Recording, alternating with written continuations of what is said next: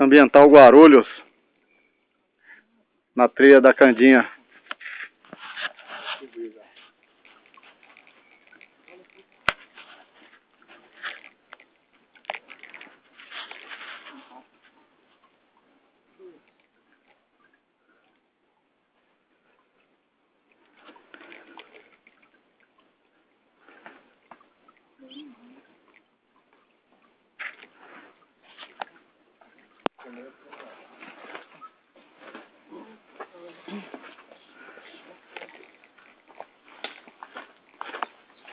Não, posso ter. Se der força, vai bater comigo. Não, se tiver, não dá força que não mata isso.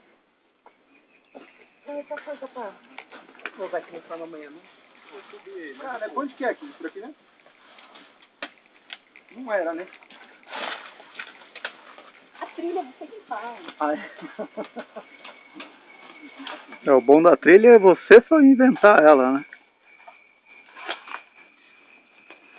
O Vitor não veio por aqui porque ele não ia conseguir passar esse troco, né? Filma um pouco aí mais. Tá filmando.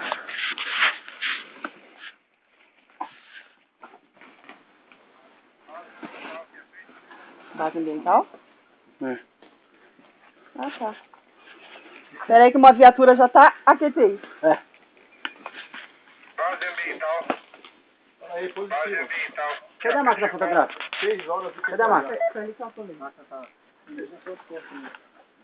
com o Ricardo. Caramba. Depois eu já pegar comando. Wellington, seus últimos dias de boina verde. Ah, já tá encostado. Os últimos dias, rapaz, boina verde aqui. Já tá encostado. Vistoria pela Candinha. O caminhão, está pela trilha da Candinha, no meio da mata. A ocorrência só daqui uma hora e meia.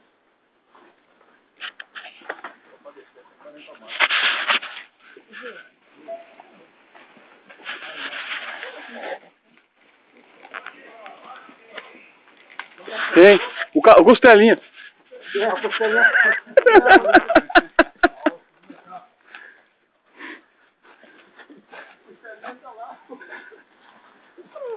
Tem o Murilo.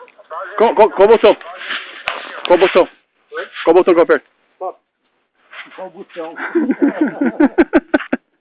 Não, pior que eu não sei qual que é, mano. Onde que eu estou pegando aqui? Uma vez foi legal, pegar uma madeira e coloquei assim, ó. Vamos fazer assim, pau, na madeira. Né? É pecado. Não, tá falando aí, qual que é rio com o Júlio aí?